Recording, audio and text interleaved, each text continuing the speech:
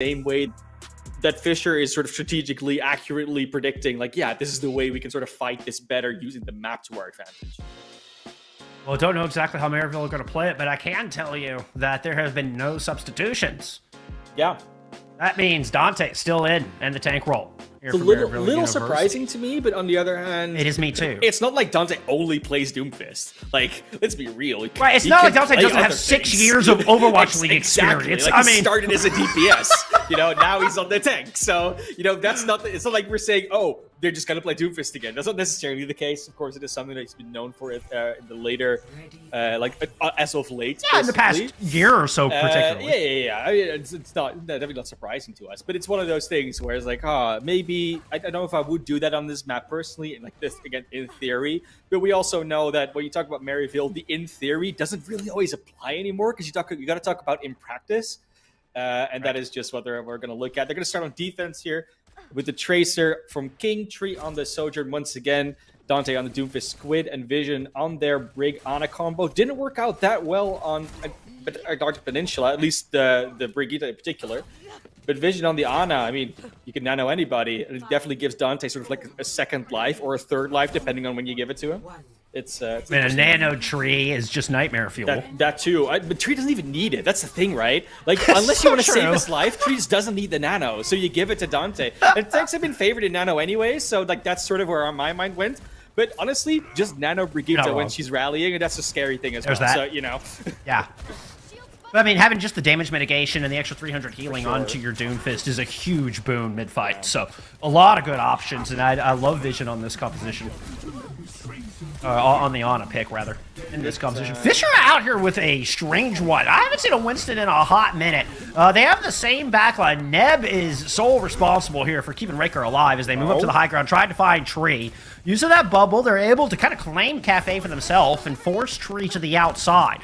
Dante knows this and has to back up and make sure that they can keep Raker from getting too far into their own defenses, into their own line.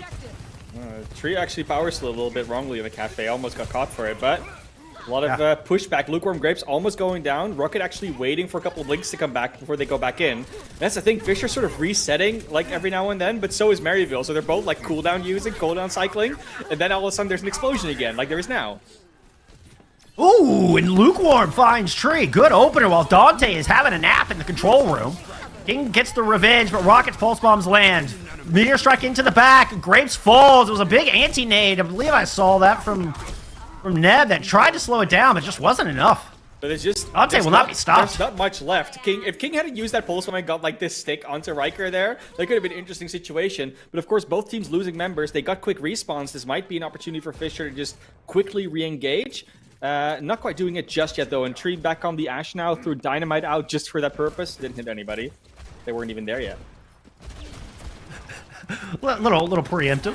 Yeah, that's I mean, they do reset. Good anti-nade onto Tree. Might be able to follow up. Nah, they're not there in time. It's just the Winston. Oh, but the Bio and Raker moved in simultaneously, but Rocket wasn't able to close the gap. Tree is still low in here, and Raker has a Primal Rage, so they are free to stick around, but they don't use it in time! They tried to be too conservative with it and back out. Dante ends up picking up 3. They did notice, though, that the Nano came out. They're already like, no more ults. We're going to get out, dodge this, and reset. And now it's just going to be the rally and the Meteor Strike from Dante. So they will have a reset for Dante, as well as just sort of the circle of life going on from Squid. But a lot more going on in the side of Fisher. Particularly that Nano that can come in mid-fight could be huge. If it's on the Bob, maybe even on the Tracer, or most probably on the Winston. Taking the poke damage, just got to back out of it. Raker equally low, so Fisher have to hold their own horses before moving in. Raker said, that's enough healing, I gotta go. Jumps into the back, start things off here. Meteor Strike used from Dante as they're looking to respond, and Tree finds Neb on the back of that damage done by Dante. Woo! Rocket lands a pulse, so Fisher are not done with this fight yet. Rally and play from there as well. Raker finally popping this Primal Rage, and Fisher investing everything they can into this fight. And if it's going to happen for him, it's going to happen now. Maryville have kind of split up, and King gets caught out in that division. Both supports are down low there for Maryville, far away from the rest of the team, and Dante falls because of it. Just a lonely Vision will not be able to get out. It was going to get the knee. Oh, Ooh, Neb, you gotta be careful about that one, but there was plenty of Almost. support. That would have been a really good kill. That's just a mental boom kill you get right there, you know? Riker, though, will just scout forward, make sure that this high ground is a little clear for the rest of the team to come up here. But this is the one I was really looking at, like this high ground. Like, how easy is it to play Doomfist from here if you're not already there? Because there's so much lead up to this, such like a large space that there's always a very long range in which he can just shoot at you before you can make your move. Dante, of course, is already up here, so he doesn't have that issue right now. But particularly when they have their own attack, that might become a problem. Well, and if Fisher can take that high ground control, they can take second point in the back of it.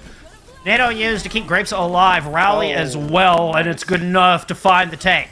Dante falls on the back. Even with a Discord Orb onto Grapes from Squid's newly swaps Zenyatta, they're not able to kill. Now it's a Bionade thrown onto the brig. Maryville wants Grapes dead, but Fisher will not let them have it.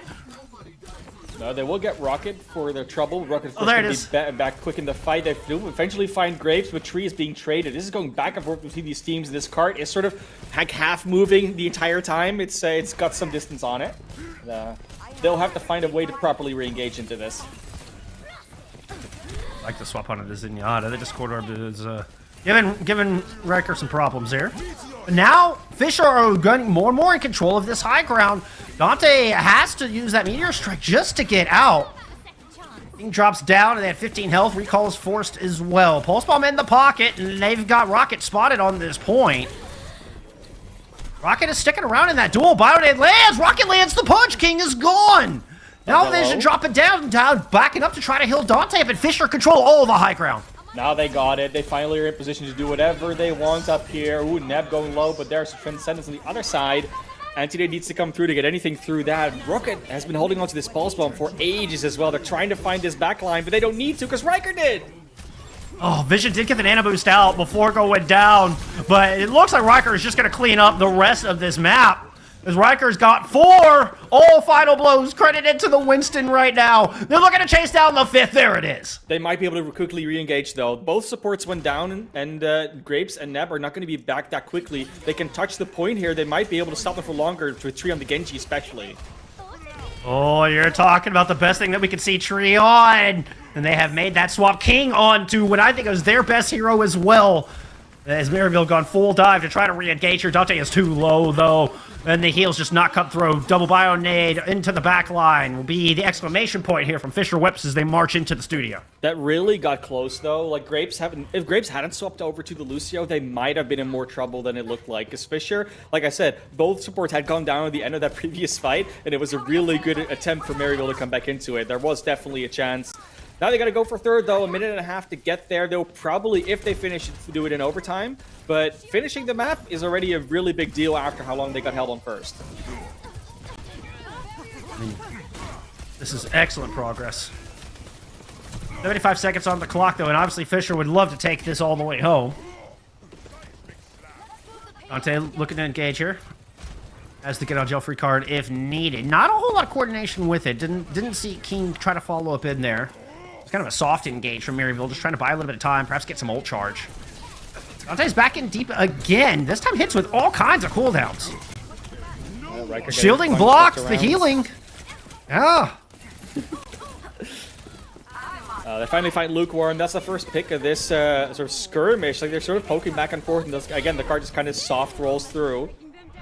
But this is probably where this card's gonna be close to stop. Around the door opening, and there is the Elaine just coming through from Maryville. They'll just clean up this fight. As soon as that Ashe went down, they just went. They just went for it, and they got everything they wanted because they didn't have to worry about the dynamite, didn't have to worry about that tick damage, or that instant burst that really only the Ashe was providing.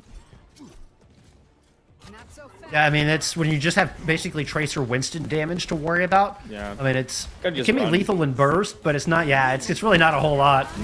Tree now with a nano, and things are getting serious. Vision falls!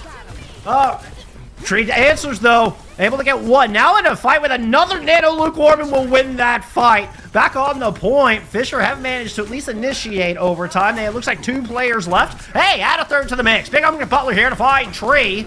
And it's going to be a Primal Rage. Pop of this card continues to roll further. Fisher Whips has actually managed to get it into a decent spot here when it's all said and done. Dante is going to get forced back off this point. Rocket does lose that duel with the Tracer. Rally up for Fisher Whips. And they'll find that kill onto Dante. And they're looking to escort this thing all the way home. It's just King here trying to stall things out. King down to about half health. Vision's going to fall to Lukewarm. Fisher Wisp might just be able to do what they will. They complete Hollywood. Unbelievable push there in the end. That was a masterful primal race from Riker. I think he actually sort of double booped Dante within his own like power slam. It was crazy. He did a seismic slam and then mid air he got like booped twice. And I was like, wait, this is not what I wanted. I normally don't want to do the CC here, but now it's Winston time. And all of that was just instrumental to especially then keeping Rocket alive as well, because Rocket was obviously going to be a pretty easy target to go after otherwise on the Tracer.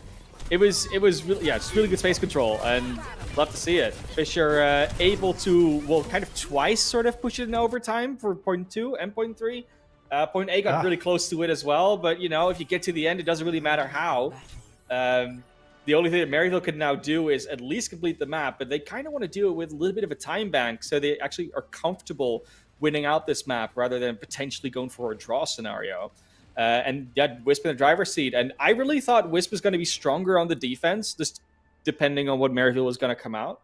But I do definitely think that's more of the case now, because you saw as soon as they got control over those high grounds, were able to sort of keep that, there was no stopping them anymore.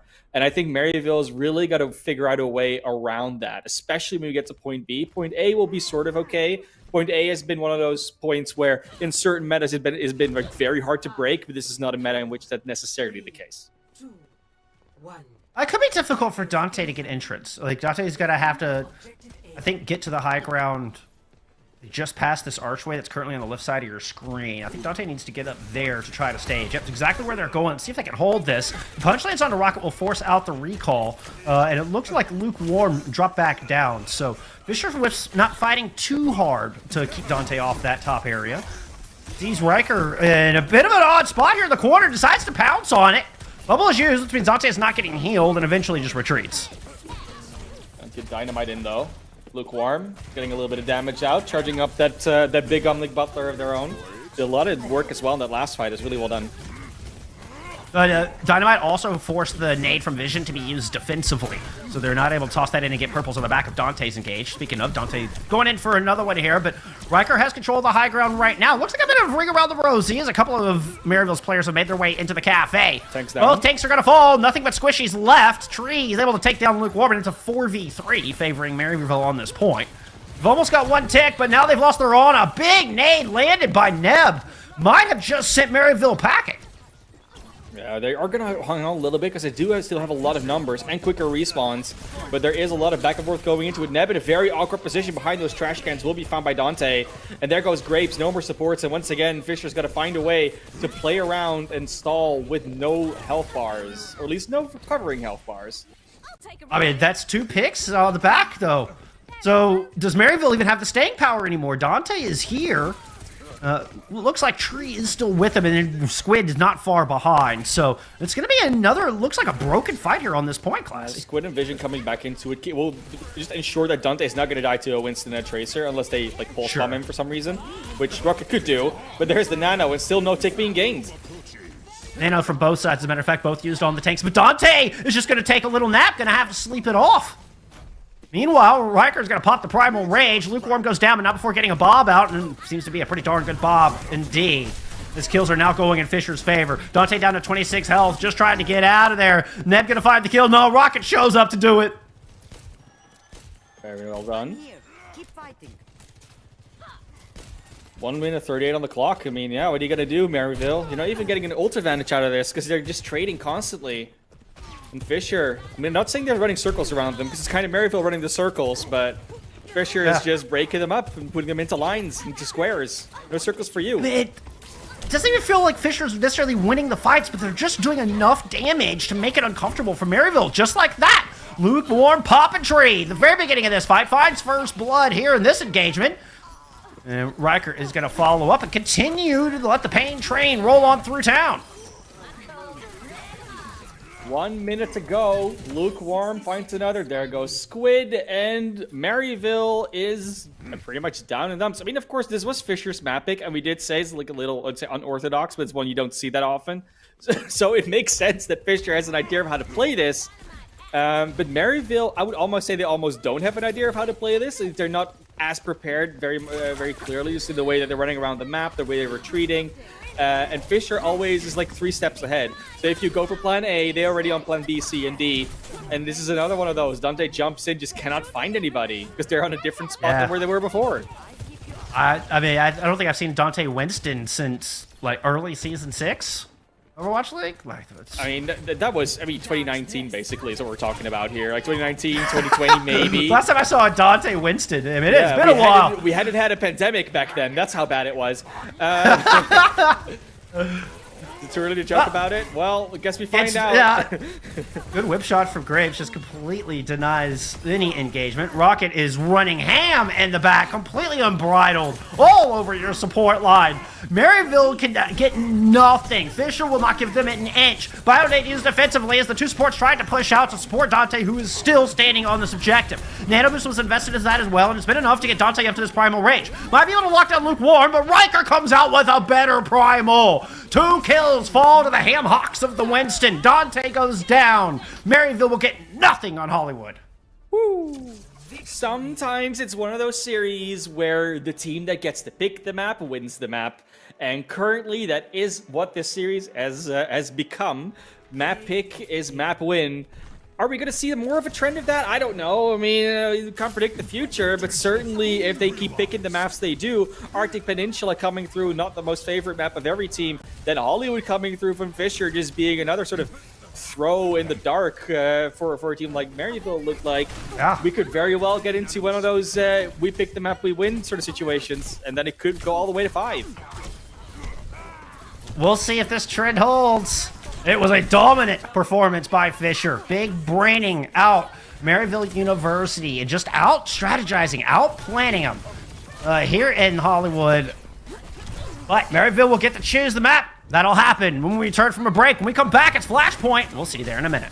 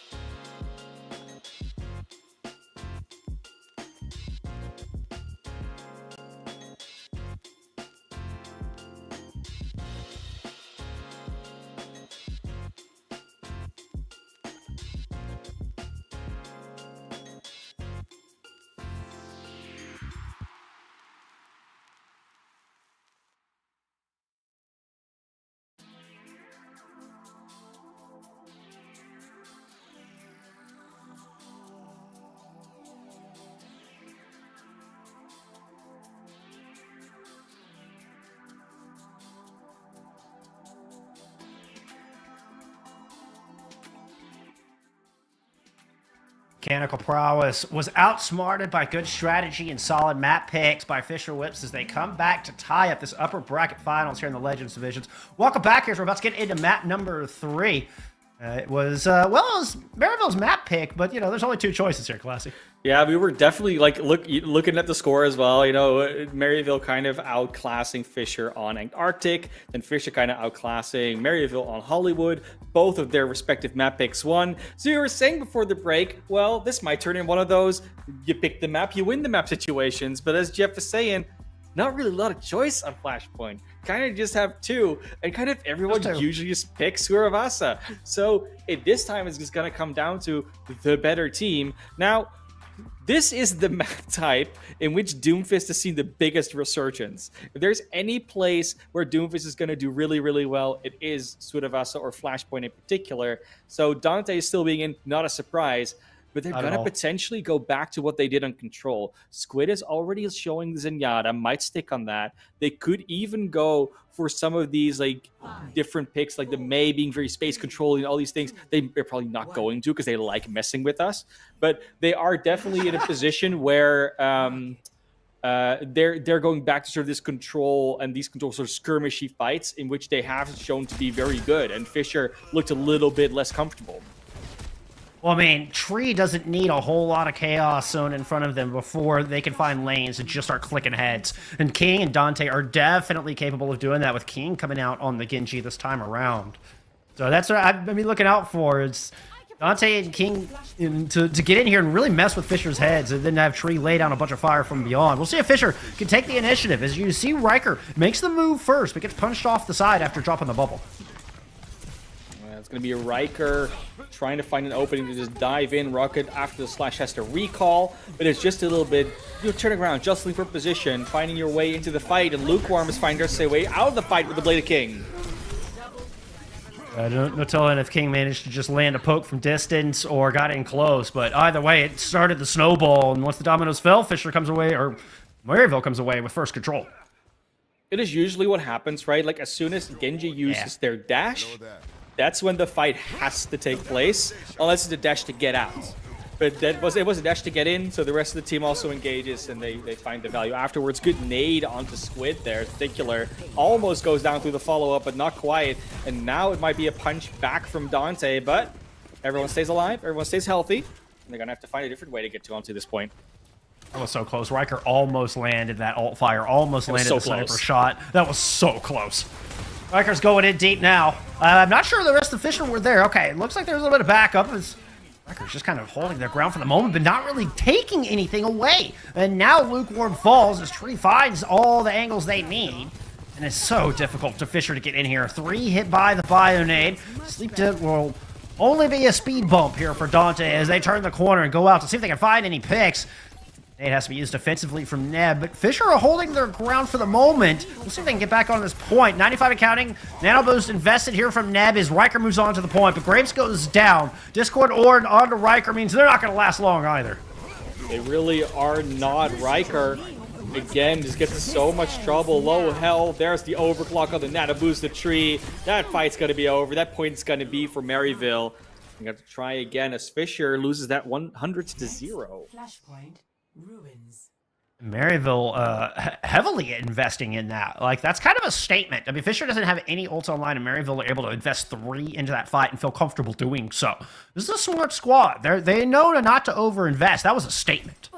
Definitely it was, but you know, you don't need the nano boost for King as well, like on the Dragon Blade. Oh, for sure. Because as long as King doesn't get anti-nated or slept by Neb, they can just hack and slash inside of a Transcendence. Like it's fairly easy to, well, fairly easy. It's doable to create that win condition for the Blade. All you gotta do is just be mindful of those 2 cooldowns. You don't have to kill Neb. Just watch for the anti to be used, or just kill Lukewarm again. Third time in a row, Tree's able to get the better end of this duel before the fight even begins. Now Riker tried to go in, still see if they can bring this thing back. Both DPS, though, just breathing down Riker's neck. Nade used to keep them alive as they continue to try to chase King around. King will fall without getting to use that blade. Riker comes out of the corner with a Primal Rage. Tension set on Division, trying to knock him out of the window. Succeeds! That's 2 falling to Riker, and the point is starting to flip. Barely makes it back onto land there, but a good bio name will end Dante's life. Ooh, the Transcendence used very late in the fight as well. Will not be able to even use it for a little bit of stall. Are they going to re-engage with this? They almost could have with their Transcendence ending late, but no, Squid's going to choose to back off, and that is the first point control for Fisher. And of course, his Flashpoint is going to tick up very quickly. I don't know if Squid was trying to keep Dante alive. It seemed like the Bionade had already landed before the Transcendence was pulled. But either way, Dante was purple. King falls early again. Riker on this Winston. We saw it work oh so well on Hollywood, and King has not had a chance. 2 fights in a row. They won't get to use their blade. Riker content to just hang tight here, though. They're not going to over-pursue exit kills. If you want to learn a little bit of Ash Micro, watch the way that Lukewarm treats his reloads. It's really good to see. Dynamite is just to kind of scare Dante away. Nano boost thrown on to Sheree, who now has their overclock and has already found Neb into the back. That was the win con needed. Well, that's all you need is just Sheree with an overclock. That's a win con in of itself. It was a talk about fun to watch. It wasn't Nano boost to overclock. We're gonna get a little further into it as well. But I mean, we said it before, right? I said it Hollywood. Like, doesn't even need the nano boost. Doesn't even really need it. But just still give it to him. It was really fun though because you saw Dante standing with the power block, and then Tree just over the basically put their rifle on Dante's shoulder and did the shot. It was just like that, you know, like I'm your shield. I'll be behind you, but I don't need to be Reinhardt to do it. That was a really good one. But hey, gonna get one more fight here on this particular flashpoint until we go to point 3, and it is very close between these 2 teams at the moment. No real ultimate to speak of either. Maybe the Transcendence will come in big.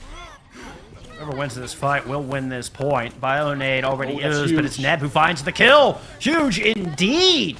This is opened up wide for Fisher. They just need to finish their dinner.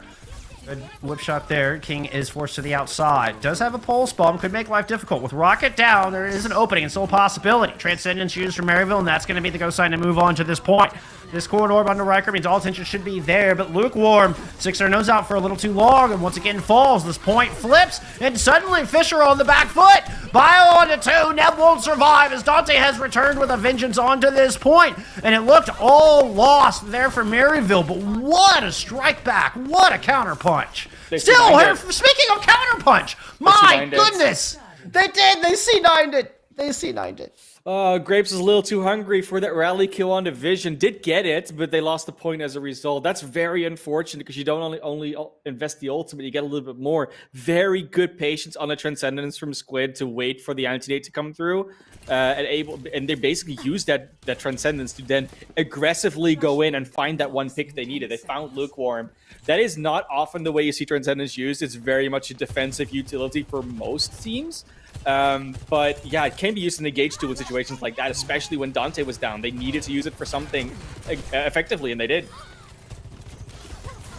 Big props to Vision for finding that kill. Traditionally known as a DPS player. Certainly very lethal. Speaking of lethality, Dante with a quick pair of kills to start things off here on this next flashpoint. Yeah, instantly finds the double, and they go get Neb as well in the end, but fight was already pretty much done. Ready to deploy. This is a tricky point to come back into. Doesn't have a lot of points of entry, and even the ones it does, there's a fairly long run-up. So there's a lot of damage that Maryville is going to be able to do before Fisher even gets there, and they have pretty much all their ultimates ready to go too. It's a very, very hard one for Fisher to bring back. But they found Tree early, and it's a good win condition. Oh, something Lukewarm has not been able to do very often here on Saravasa. That pulse landed. Yeah, Grapes is gone. This is actually in Maryville's favor, trading a DPS for a support. In fact, both supports are down. 61% on the board, and Fisher either need to get out now or they won't get another chance at this. That's really tricky, and you know, the trend becomes true. Even though Flashpoint is not a map type where there is a lot of map choices, it is a map type that's very similar to the map type they had already won, aka Control.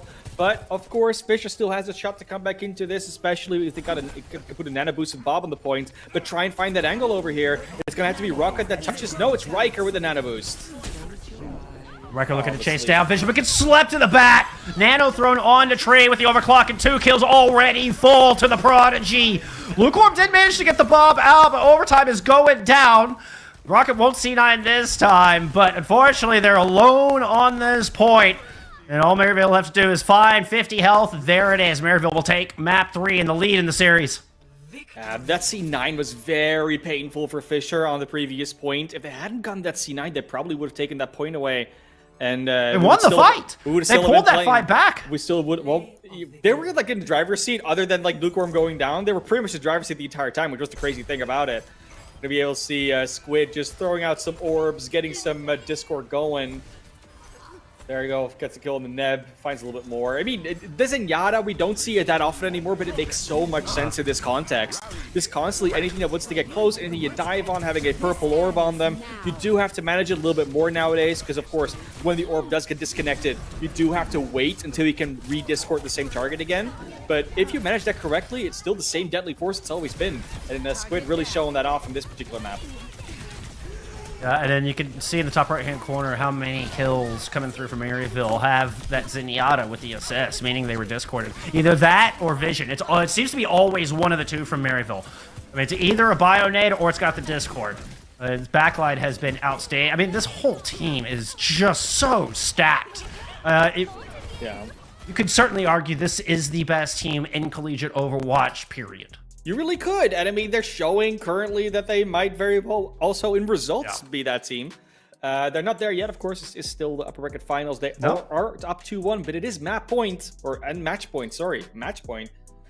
As we go over to our next map type, and it is going to be push, if I'm not mistaken, unless it's escort. Yes, yeah. Nope, So push, still not a lot of choice. Just a little bit more choice. So, you know. No, but I feel like there's more variety. The choice in the matters more for sure. Yes, the choice definitely matters more. I would say if you really want to throw a wrench in the plans of Maryville, your best bet would probably be New Queen Street, because I feel like that's the least favored amongst all of them. Definitely do not go to Esperanza, yeah. Do not there. think we're going to Colosseo either. No, but that's what I'm saying. I think like New Queen Street is your best bet in terms of like the lesser of 3 evils. I still don't think there's a huge upside just because of the map type it is. But in the end, you got to win 2 more maps over Fisher. So Flash, yeah, I mean, it's got to be one of them. Push has to be one of them, as well as Escort. So.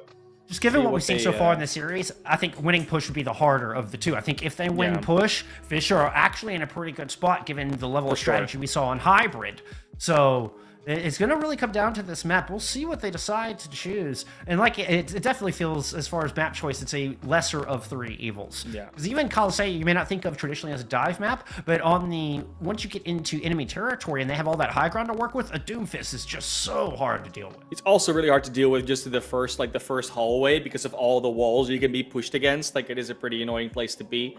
I will say though, the way that these maps have so far played out, the biggest problem that Fisher has had is they run out of time. They run out of time by just a little bit, both on Flashpoint and on Control. They're very short map types. It's a criticism that has been come out every now and then, where it's like on Control, the map can be over within like 5 minutes of game time, just because it takes 2 minutes for the point to tick to 100. You get the 30 seconds before it unlocks, and you're done. Like, you can be done with 5 minutes of gameplay. An entire map of push, usually takes almost double that. So it's like you have a lot more time to work with. You saw in Hollywood as well. Like they took a lot of time to get point A, but once they got rolling, they really kept on rolling. And I think push can be a similar thing for them. They can use that momentum. They have some time to build it up, and then they can just push it. I don't know if they're going to push it to the end, because that's really hard to do on push. But if they are going to do it, I would say this is like, it's the place to do it, obviously, because they have to start a comeback. But it's the same thing with push, and then, like you said, with escort as well. I think time is the biggest enemy of Fisher at the moment.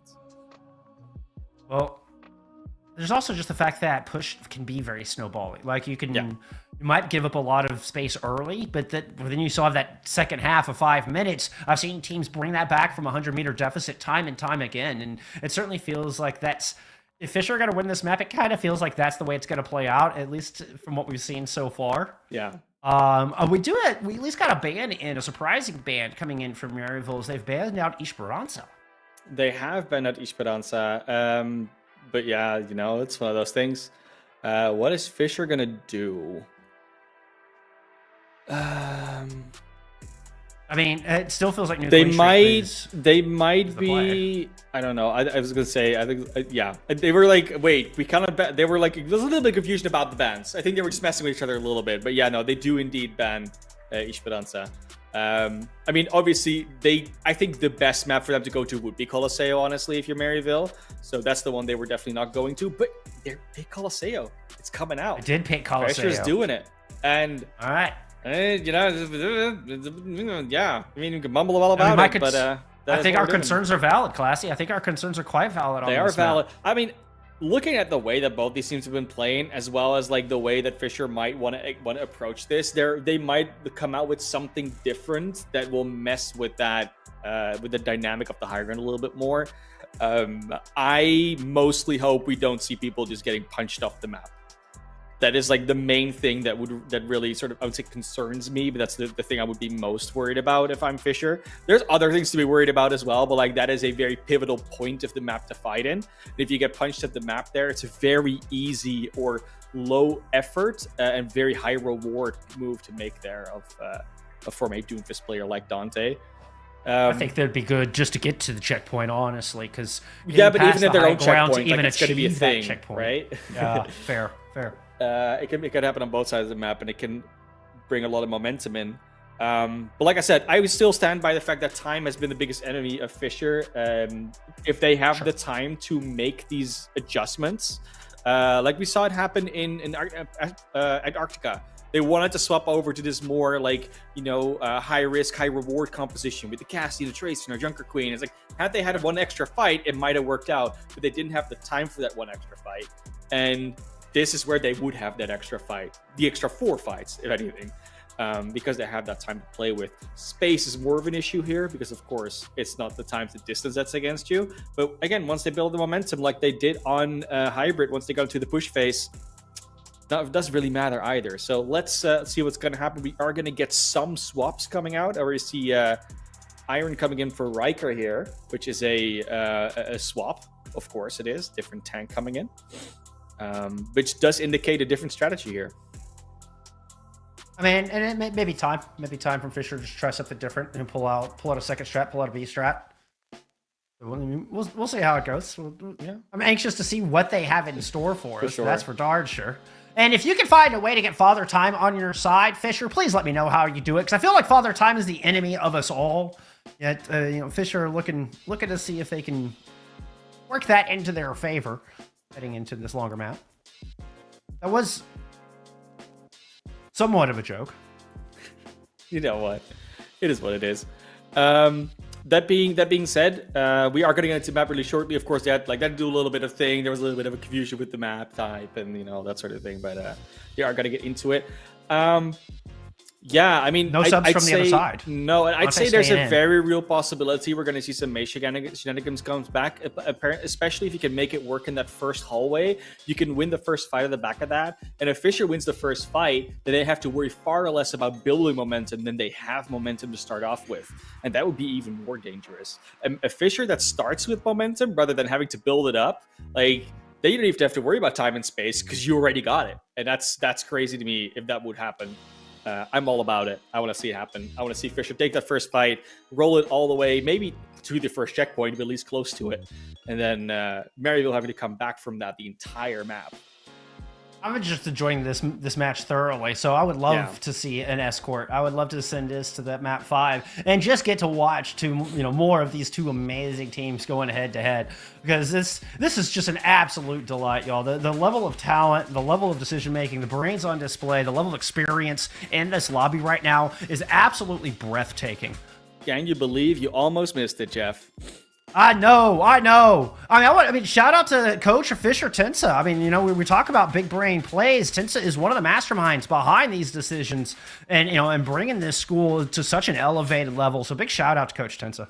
Yeah, it's coaches T2 as well. I was gonna say, like, there's a testament to just like the support staff that Fisher's been able to put up. Maryville, ditto, though. Like they both have a very good back end of staff, and even within the players themselves, there's a lot of knowledge, a lot of skill, a lot of input.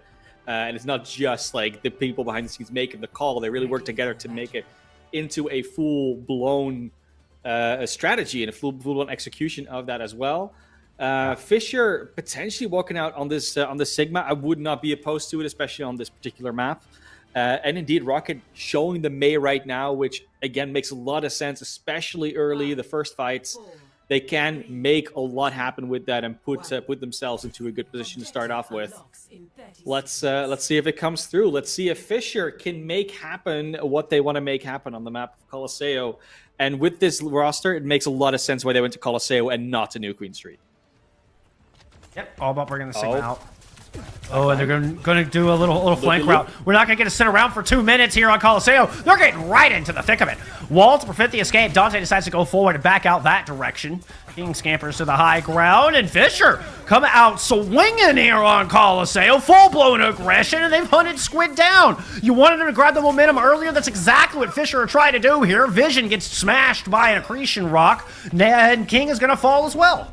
Yeah, they use speed Rocket onto something, and as soon as Rocket locks onto something, they will not be able to get away. You get the instant slow from the Mei, you get the walls to block the easiest route of escape, and it's just almost a guaranteed kill. Dante's gonna be the hardest one, but everyone else they catch has a hard time getting away, or they'll have to use an ability to get away.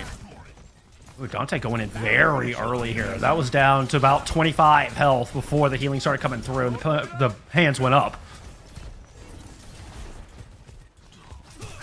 Dante still pushing in low. Has Rocket on the outside in their sights. Decides to punch in, but takes so much damage trying to get in. Lucky to get over that wall and survive at all. Tree jumps down from the high ground to try to help out, put some pressure here on this right-hand side.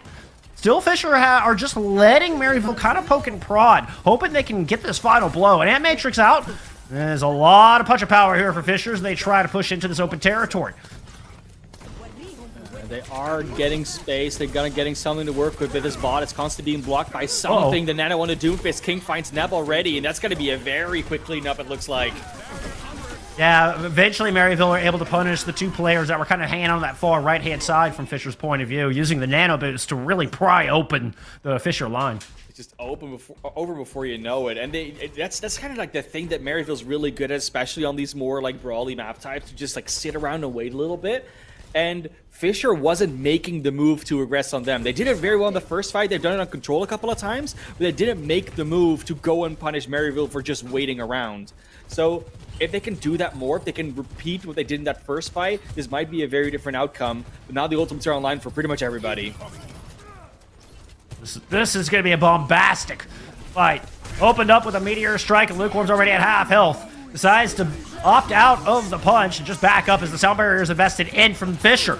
Gravitic Flux used from them as well to try to counter the blade. Now a blizzard is thrown in, and the ultimates continue to fly. Still, no one has found a final blow. We're still 5 strong from both sides. Squid is the first to fall. Tree with an overclock in the pocket. Could be the difference maker here, but you got to keep your supports alive. Nobody back here for Vision. 1 health, and Neb comes through with the final blow.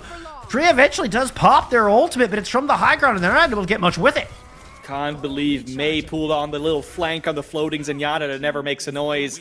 They're already pushing the bot. They want to get this lead back quickly, and they are probably going to get it too. Tree not going to get out. And that's a couple of meters. I don't think anyone will be able to touch. No, they will actually get on the point. The Genji will be able to touch here. That's King coming back in order to stop this bot from reaching the lead. They might still get it. No, there's Doomfist. Oh. It's only a couple of meters away, but it's away enough. But they might have sacrificed a little too much just to keep the bot out of the lead. Now it's going to be in the lead, and you lost your tank. Yeah, it was a nice little dance with King and Dante. And King is able to at least respond on one.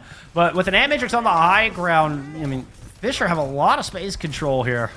Yeah, I don't know. They're going to push this bot real close to this checkpoint. I was gonna say, I don't know if they're going to be able to get there without their Sojourn, but they're doing damage. Good anti-nade coming through, though. Yeah, Iron's a bit of trouble. There comes the regenerative burst with the sleep lance. That's oh, huge. no. Yeah, Neb not able to put out the healing necessary to keep Iron alive, and both end up falling. That would have been everything. That just Baptiste being alive there could have probably let Iron survive forever because it's Sigma. Baptiste being awake. Yeah, well, yeah, sure. You know, what's the difference really at that point, right? But yeah, Fair, no, it was coming out hard. They're going to try and take this lead back. Obviously, they have the ability to potentially do so. There's got to be a lot more ultimates aligned a little bit quicker, it looks like, for Fisher, but there's nothing too far off for Maryville. It's, again, Neb and Vision sort of syncing together and then everyone else being on the other side of the pool. Oh, that looks meaty.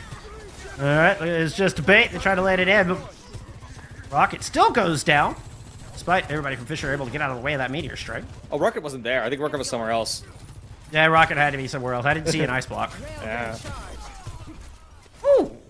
Beautiful headshot on the grapes from Tree. And now look at the sightline Tree has in front of him. Yeah. And Rocket has been playing more like sort of flank attack on the Mei. It wants to be closer in order to apply the slow, to be able to be more accurate with their icicles. They want to stop this from being the checkpoint. They are able to do so at the very least. The lamp's already out from Neb, though. Yeah, Blizzard thrown on the point, countered by the Transcendence. King might be the difference maker here. The katana's unsheathed. Ooh, sound barrier from Grape saves them in the nick of time. Dante ends up falling as Rocket works out, this time playing on the front line and just mows down the tank. That's a really nice way of using the Mei as well. That Blizzard is constantly being used to deny space more than get eliminations. But it is effective because anyone that would get caught inside of Maryville will go down. As I say that, Tree all of a sudden says, you know what, I can do this on my own, and I am going to. Did get the nano boost, but the rest of the team is there to follow up, and they might just get this checkpoint up the back of it. No, Dante has to punch away again. This bot's going to turn back around and find themselves some greener pastures on the other side of the map. Lukewarm tried to stand toe-to-toe with Tree's overclock, and that did not go well for them. Nope. One shot for Lukewarm to fall. Dante manages to get out with very little health, sub 100. Yeah, but I mean, they do get out. That's the important part, right? Like, yeah, you give them without some using Meteor Strike too. Yeah, and that's huge. They are, again, the ultimate charge is looking better on Fisher this time, more decisively so. So they gotta just find a way to use those, especially that Gravitic Flux could be really interesting. Rocket once again playing on this, like you've been talking about, and it's given King some issues. Had forced to just fall back to the high ground, give up a bit of space here through the arches. Wall up to try to prevent Dante's retreat, but they just seismic slam forward. Right from said high ground, finds Neb in the back in the meantime. Dante turns, lands a punch onto Iron, finds Rocket kind of separated. Ice block is out. Rocket throws the Blizzard down. Dante uses the Meteor Strike to escape. Still, Vision and King just cleaning up despite the Blizzard in play. Yeah, I mean, by all accounts, there was the right time and the right place to Blizzard. That was not the issue. There was just too much damage and accuracy coming out. Once again, Dante had used the punch like just before the Blizzard came out too, so he had to use the Meteor Strike to actually be safe. But got leading to an elimination on top of that. They will be able to stop this before he gets the checkpoints. I think it just might have gotten in, unfortunately. They do get a double on the back of it. Fisher is ready to defend this. Maryville did get the closer spawns. And are still coming up with some picks. They're having a bit of trouble here inside this tiny room. And Tree just it continues to impress me. Gravitic Flux used from Fisher. Iron, less than half health. Not crazy about it, but it works. I mean, at some point, if Maryville keep clutching, you gotta clutch back, and that's exactly what Iron did right there. Like I said, they did give up the close spawns, so they're gonna have to try and reset that first and then push through. So it's like you have to win the 2, maybe 3 fights to get there. But at least they're one way through. Forward spawns have been denied now to Maryville. This ends now. It's true. At some point, you have to take more risks if you're Fisher. Lukewarm With an overclock and Iron with an opening kill. Looks like the overclock might have just been a red herring, as it's Iron from that left sand side, I think, picked up too. Might have been some follow-up or something, but yeah, it was definitely space creation at the very least. Lots of moving forward again. Hey! Fisher could get this checkpoint here. They could. They have to win this fight, though. There's going to be a fight, and there's going to be ultimates. A fair few, maybe all 5 for Maryville. Portal's online here for Fishers. Good news for him. Overclock G's from Trey, trying to drop it from the backside. Graves throws out that sound barrier, and Fisher Whips are just staying tightly bunched.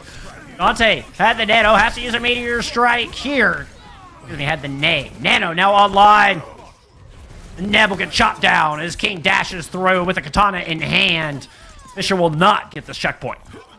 And honestly, as much as Neb does go down eventually, so much patience in using the immortality field. It was the jump away, then another jump, and then just backwards, and the regenerative burst. Now finally the immortality field comes out, will still eventually fall, but so much utility had been spent in order to try and get to Neb before they could actually get him. That's like the max value they could get. Like, other than Neb not dying, that was probably as well as it could have been done. Like, that's the caliber that we're talking about here. But it's like, for both teams, pretty much. Like, still being able to get that kill, but also be able to deny it for so long. Impeccable patience. Well, look at this rotation back from Maryville. Maryville are willing to give up this little bit of space as they build up to their own support ults. The Nano Boost they're waiting on, and that's now out to Dante. Bio lands, but Rocket has the Cryo Freeze and able to escape danger. Neb cannot, and Rocket no longer has cooldowns to defend themselves. Iron super low, will not get their ultimate in time. Maryville stand tall. There will be no comeback, no momentum swing. The Saints win the upper bracket finals and will move on to your Legends Division Grand Finals. Fisher will have to do it from the lower bracket if they're going to do it at all. Yeah, at least they have another shot at it, right? Like, at least they can come back. We're not talking about, down and out instantly. They might have to play against their own school again. The Fishermen are still in, as far as we know. But it's going to be between the Fishermen, the ASU Sun Devils, Northwood Blue, and the BSC Bobcats varsity team coming in. So any one of those 4 teams can be the opponents of Fisher Wisps in the lower bracket finals. And then, of course, the winner of that will then go back up against Maryville. But for now, let's revel in the match that we just saw. Fisher, they came very close. There were a bunch of moments where you're like, oh, just a little bit more could do it. And that clutch factor that Maryville has, just in the form of mechanical prowess, is just coming back to bite you every now and then. And as soon as Fisher's able to get those same sort of clutches, like you said, those risks that you have to take to trust yourself you can hit those shots, then Fisher is all of a sudden looking even better. They have to find that upgrade still. Maryville's already there. So that gap, while it looks like it's there right now, is actually easier to close than to grow at the moment. And that is maybe a scary prospect to Maryville, maybe not. But it's definitely something for Fisher to have in their back of their minds, where it's like, we were really close. We just need a little bit more of this, a little bit more of that. And then all of a sudden, like, if we hadn't seen on Suravasa, if we had, like, if the Casty had come out and instantly hit, like, 4 headshots or something. Like, there are some things that are more reachable than others, but we see Fisher just pull out these, the good strats, the things they prepped, and execute them really well. And a lot of what is then still winning against them, but then still losing, more comes down to just clutch factor, or we're not going to call it luck, but like those feelings you're like, they shouldn't have gotten away with this, but they did, that Maryville's able to pull out. And when you get that feeling that happens to you, like when you get the feeling like, they couldn't have, how did they get away with that? That's when you know that that's a really good team.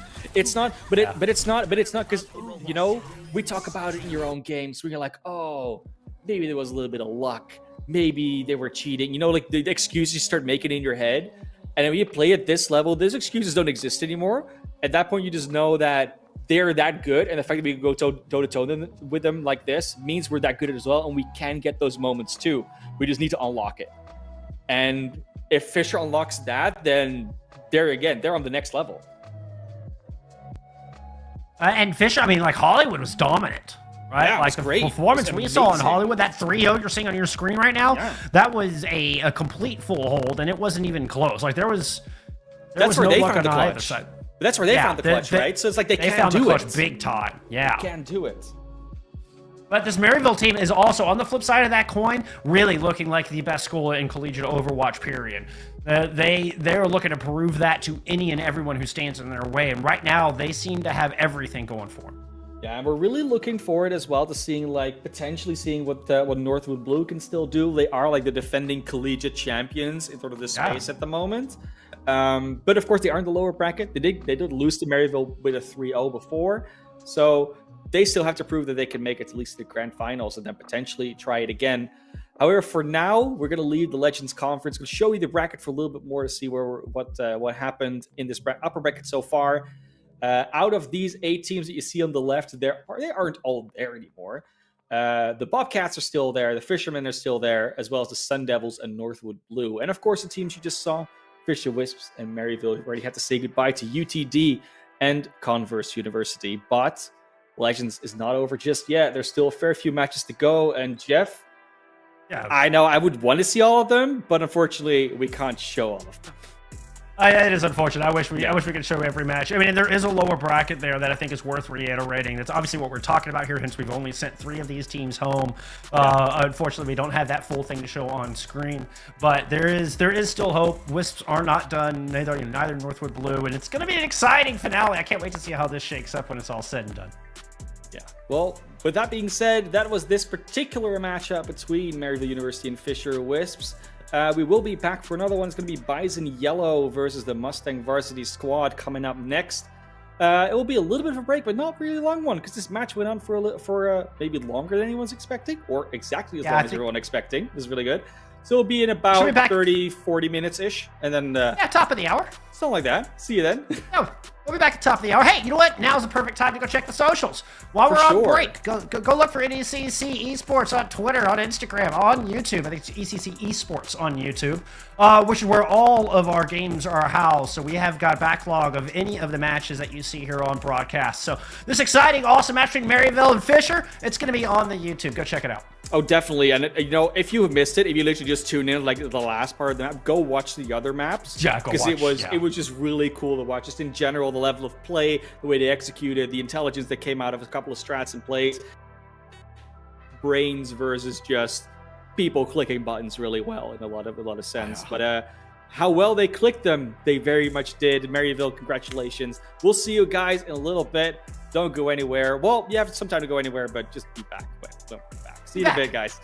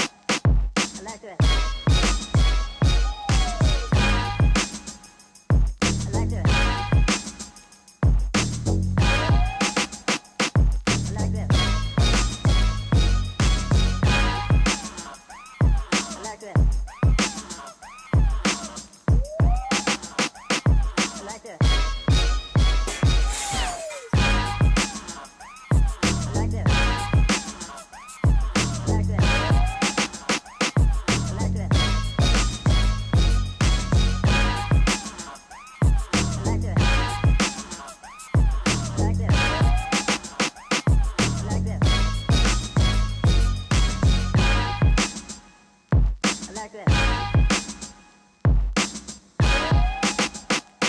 I like this.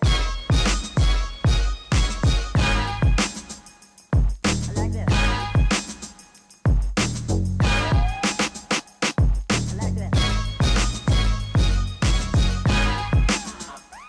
I like this. I like this.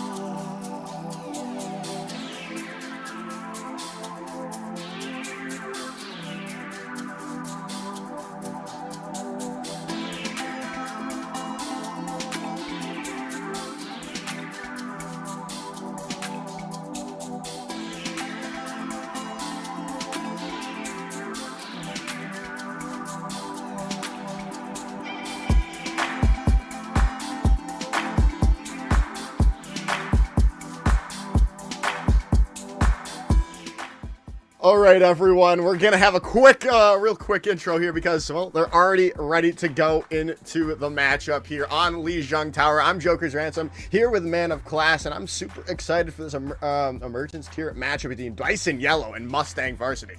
It's gonna be a great one. Bison Yellow coming in as the first seed. Mustang Yellow, well, Valley, really, Mustang Varsity, coming in here as the fourth seed. This is not a conference that has a double bracket elim, so if you lose, you are done, and this is the semifinals that we're looking at. Who is gonna be able to get a potential shot at the title?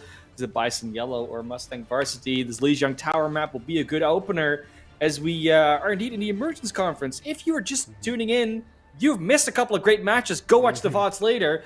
But also, if you're still watching, this is not going to be the same Overwatch you saw before. You can already see it on the hero picks. You're going to get some Zarya coming out with Fizzy Drinks and Ben HD Killer on the Reinhardt. That's what we love to see.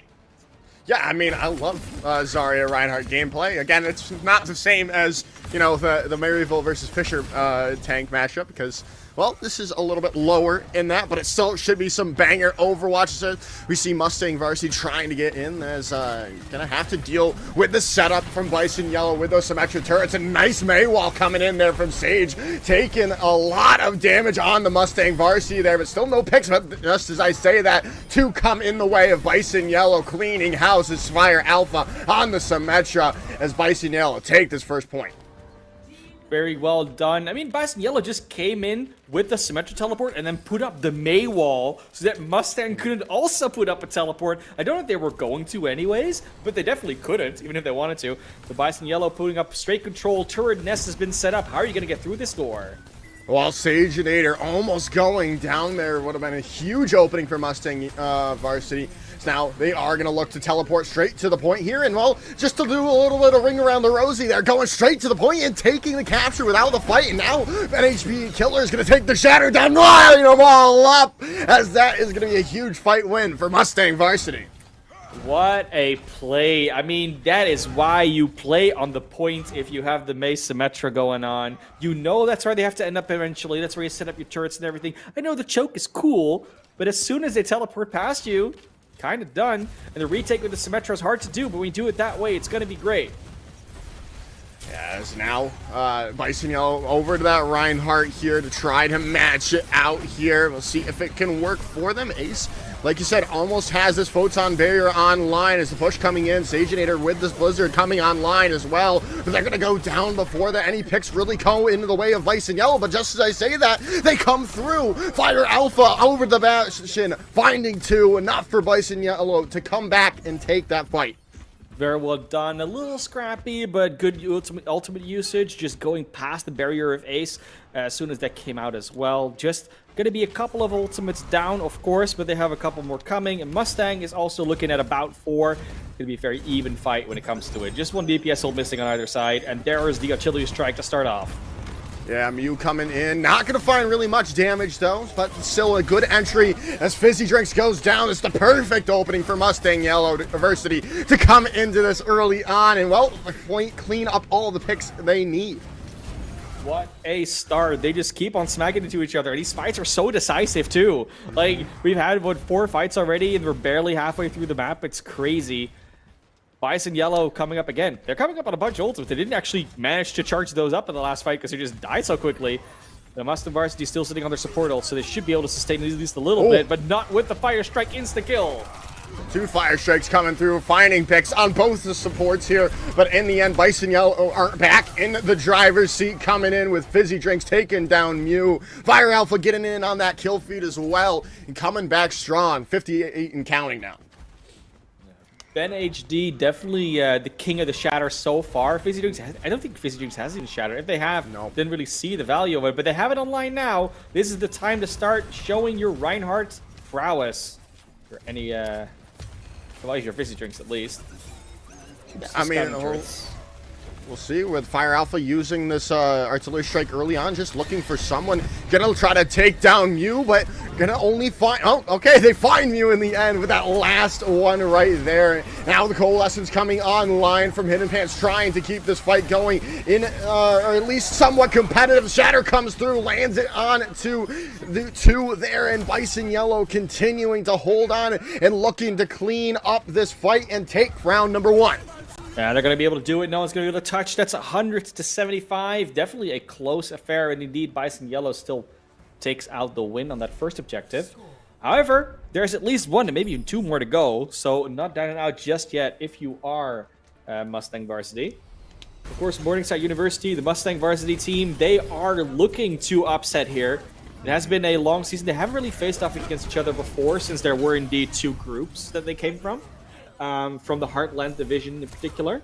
But yeah, I mean, now that they are here and playing against each other, that is a lot of unknown information that you're running into. Looking at their entire seasons as well, they both have a pretty good record. Bison Yellow did actually drop a match at some point, but Mustang Varsity 6-0. So like while they're 4th seed, that is mostly not differential more than anything else. Yeah, so I mean, hey, it could, and so far it's been an incredibly close match, and I hope for more of that going forward, as Ben HD is going to be on this Orisa, going to go kind of low, still going to get that healing though from Nima on the Baptiste, and as well as Hidden Pants, but these both teams are really fighting for positioning at the moment. Who can come out on top with this first pick? And there it is, Fire Alpha on the Junkrat, on to his counterpart, and well, Bison Yellow is going to be able to come in with the first fight win off the back of some nice plays. Fizzy Drink, just finishing it out with a couple of swings, Fire Alpha with a couple of nades in there. I mean, it's a lot of damage in close spaces. It's all what Control Center is about, and now they can set up no more Symmetra to teleport past here quite quickly, so you have to worry about this May wall. Yeah, you do indeed. This is a very hard choke to push through if Mustang Varsity continue to do it. And there it is. There's the nice Maywall, but it's going to be broken immediately by Mustang Varsity, keeping Ben HD in the fight here. But the Shatter's going to come online, knock down the opposition. The follow-up is there from Fizzy Drink as well, taking the supports out. Mustang Varsity cannot push right now. No, they definitely cannot. There's just too much firepower coming their way. Ace super low as well. It's got to get healed up quickly. Will be able to do so. But look at the ultimates as well. Like they've charged up a couple of Mustang Varsity, but other than Shatter, Bison's got everything. Yeah, they do, and Ace is already out of the fight there, Glass. This is not looking good for him right now. Terra Surge is going to come through and going to find Saginator, but again, it's still a little bit overwhelming from Bison Yellow right now. They've still got the upper hand. They can't afford, if they lost Schmidt there, that might have changed things back for them, but that's just not going to be the case. It's a very split take as Ben HD Killer all alone going down to Fire Alpha as Bison Yellow are up to 75%. Look at the Junkrat as well, using the elimination concussion mine to also reposition yourself to get back into firing at other people quicker. Just fun mechanics to see out of Junkrat players. Junkrat's evolved so much since the good old days of like the J-Krat, etc. It just becomes so much more of a so much more skill expression from even at any tier of play, really. Yeah, of course. But hey, there's a Riptire coming onto the Schmidt, but again, I think it's just a consolation prize here, Classy, as Mustang Varsity need to be able to touch the point, but it's just not possible with Turbo, with the Amp Matrix locking it down. Bison Yellow, take map number 1. Yeah, nice window to watch the final elimination go through. Turbo Turtles definitely pulling that one out. Good show. It was a little bit of a rough start for Bison Yellow on that first point, but they definitely showed on that Control Center why they are coming into this as the higher seed. Doesn't mean it's over just yet. Of course, Control is a very particular game mode, though we always talk about being like it's definitely not a sign for the rest of the series, but it's a good start. It's a nice booster. It's a nice, a lead in the series, of course. And when we go to the next map type, which is going to be hybrid, we're going to at least expect a difference in how it's being approached. To be more time to strategize, more space to work with, and teams won't be as pressed, just rush through things the way that Mustang might have been in Control here. Man, Classy, if we keep seeing these shatters throughout this entire night, I'm going to go to bed a happy camper here. This has just been an incredible stuff. You know, I love when Reinhardt's played. It just makes the game so much more fun. And right now, we're seeing that from Mustang Varsity and Bison Yellow. But, well, we did not have a chance to talk about our rosters before we headed into the game. So we can take a look at Bison Yellow here. First and foremost, the #1 seed, like you were talking about, Saginator and Fire Alpha on the DPS. Fizzy Drink manning that tank role. Turbo Turtles and Schmidia on that support line as well. Yeah, and of course, they're coming from the North Dakota State University, so all the way up there. I mean, obviously they have shown throughout the season that they are a team to be reckoned with, to be feared, and they are on the road right now to potentially go to that grand finals, take the title all the way for themselves. Now we're gonna have Mustang Varsity on the other side, of course, which is the team they're playing against. Nothing weird. Morningside University coming at you. Ace and Mew on DPS. Ben Killer Ben HD. We just call him Ben HD for short, is what they're requesting. Nimaja and Hidden Pants on the support behind them. And even though we have we have a little bit of the emergency sub coming in from you, they have been together for an entire season at least. They have done really well. Had a very close quarterfinals, getting here with a 3-2 win over the Peru State University. But they are so far not necessarily disappointing against Bison Yellow. Yeah, that second point looked a little less close, but it is hard to get through that choke point. And they did some very, very fun dance moves on that first point. Yeah, no, it was incredible stuff, that first point. If that entire series turns out to that first point, how close the first point was, we're in for a banger of a series here. We are waiting for the choice to come through from Hybrid. We do know the ban coming in, and that is going to be Hollywood, so we will not be going to the streets of Los Angeles here, Classy. No, we're going to the streets of New York instead. It's Midtown time. That is cool to see. The Coach Sneaky coming through there for Mustang Varsity, getting that pick out of the way. And Midtown, I mean, when we look at the way these teams were playing, I'm not going to expect too much of a difference, but there is some opportunity for more mobility-based heroes, some more dive, maybe some aerial combat coming through from like a Pharah or an Echo. But that depends on what these teams prefer to be playing. Like sometimes we know a little bit about what do teams really want to play, what do they like to play. In this situation, that is a little bit less of a, more of a question mark.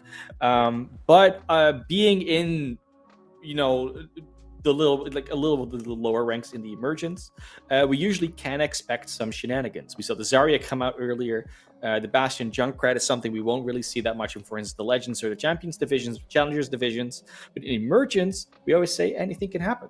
And if it's anything can happen Thursday, this is where I want to be. Yeah, I mean, like you said, it isn't so much about the meta down here. You can play what you're comfortable on, and if you play it well enough, you can run it down and win it out pretty consistently. If you are just a coordinated team with that composition, that's what we're seeing from Bison Yellow right now.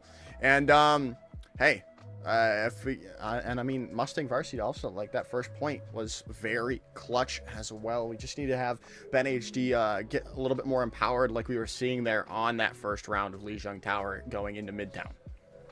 Yeah, and there's of course there's a larger roster of tanks that might still be pulled from. Like I said, mobility in the DPS and support category could be more of a thing here, but you could even run out with a Winston, Wrecking Ball, maybe a Doomfist, something we see fare a little bit on Midtown. At least I see a lot in my games.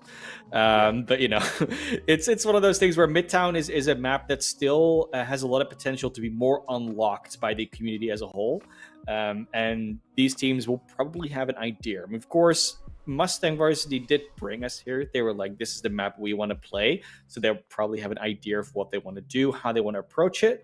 And the question is whether Bison Yellow has their own plan that they want to execute, or whether they're going to sort of answer what Mustang is putting down, and whether they're going to have to be picking up on their own end. Yeah, like you said, you can this isn't a known map. It's been around for a bit now. It's not King's Row where everything is completely known down to every nook and cranny. So you can still force different compositions here. And we're about to see what at least Mustang Varsity's take on this map shall be in about 5 seconds here, Classy. And then we'll see, well, when Bison Yellow come out of spawn, because you can't really tell until it's really locked up. But it looks like for right now, Mustang Varsity is going to be sticking really with this brawl comp. They are, we do see a little bit of a change in the DPS lineup. Ace coming out on the Soldier. Soldier coming through a little bit more on these type of maps that have some high ground, but also like, you know, have a little more flank potential. Of course, a great DPS to just consistently put down fire and damage, but also be able to relocate in a very safe way. It's hard to get really down on top of a Soldier. And while Sage Nature is currently showing the Sojourn, which to a lot of people would be considered the harder but also potentially more value version of Soldier, there is a lot to be said for Soldier, especially on maps that are more open like this. Like the ultimate also finds a lot more value when there isn't a lot of, you know, choked up space, which a shield just stops everything. Yeah, and I mean, you also don't need to rely on that aim intensiveness of the overclock if you can't land those headshots or land those consistent damage with that those charged rail shots. Soldier brings a little bit more capability to you, but well, Soldier's not in the fight anymore. This Fire Alpha is just going to come in with some picks on the Bastion and, well, allow Bison Yellow to steamroll to first point here.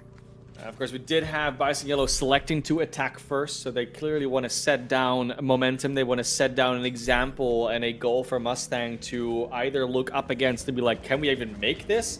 And at least mentally challenge them in that situation.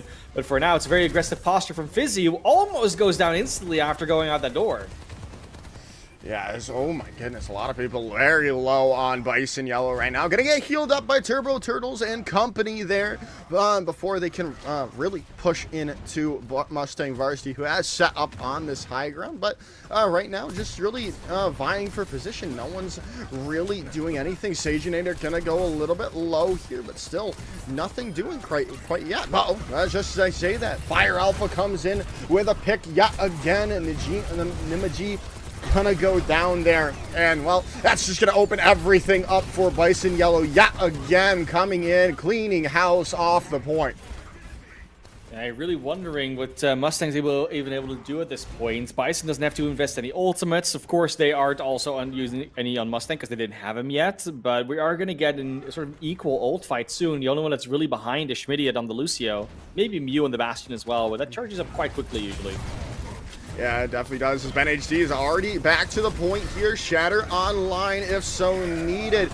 But there goes Fizzy Drink from behind, knocking down 4 there. His trades do, the Shatter trade do come through, but Ben HD is going to be the one to come through, taking Turbo Turtles down, but it might not be enough. Still, trades coming through, and the Coalescence being invested by Hidden Pants. This is definitely winnable, and it will be won by Mustang Varsity. That is such a rare occurrence that you get both Shatters landing at the same time and actually stunning each other. I mean, how often does it happen when Run Reinhardt just does it a little sooner and then they get stunned out of their own Shatter? Yeah, but this time it didn't happen, and more key members of Bison Yellow came on the ground, were in the wrong place where Mustang Varsity could just, you know, put them in a barrel and shoot them all up. As artillery strike coming in from Fire Alpha, taking away the immortality field as Fizzy Drinks though is going to go down as Ben HD with the Amp Matrix is going to find 2 with their fire strike. It might go down here though thanks to Fire Alpha, but no, they will not. The peel is there for the rest of Mustang Varsity. Yeah, big shield in the way kind of does not help when you want to throw a lot of bullets at an enemy. Fizzy Drink is going to have to try and match the value that Ben HD is currently getting. The Amp Matrix was really everything that they needed, of course, that can come out in a trade. It's harder to position. That's like the problem that they're having. They're trying to figure out a way and put this Amplification Matrix down. They haven't really found a way to do so. But they can put them a little bit in a corner to put it out. This could be a good spot to do it. Yeah, definitely. Just speeding the point, taking that positioning away from Mustang Varsity. Now the Amp Matrix can come through from Turbo Turtles, and Fire Alpha is going to take full advantage of that, taking Ace out of the fight. Ben HD in the back line, though, trying to find a pick. They do lose Fizzy Drinks in the meanwhile. Shatter comes through, knocks down 3. They might be able to keep things going for Mustang Varsity, and they do with the artillery strike coming through from Mew. Ben HD is just the linchpin in this entire team right now. Just Fizzy Drink is not able to have the same survivability or value from their ultimates so far, and it's not necessarily Fizzy's fault. Like, there's always, of course, a lot going on, but definitely it's Ben HD being able to be that part of their team that is survivable but also very deadly and able to set up these plays. Oh, but a huge play coming in response. Fire Alpha with the artillery strike, taking Ace down. Coalescence is there from Hidden Pants, but is it enough to stave off the aggression coming in from Saginator on the back? They've lost Fire Alpha. The Shatter comes down onto 2. The cleanup is there, but is it enough to deal with Ben and Ben HD, who takes the Shatter down, takes out Fizzy Drink? They do fall in the end, though, so there's still a chance for Bison Yellow, but Ace with the more consistent damage, taking Turbo Turtles down. Schmidia is trying to capture this point, but it's not going to happen in the end. Mustang Varsity continue the hold. Oh, he almost got out. Oh, it was so goodness. unfortunate for Schmidia. But yeah, I mean, Turbo Turtles going down there in the duel against Ace. Schmidia wasn't quite there to help them out. They already had gone on over to the card, and in the end, it's again Ben HD that holds the fight together for long and hard enough.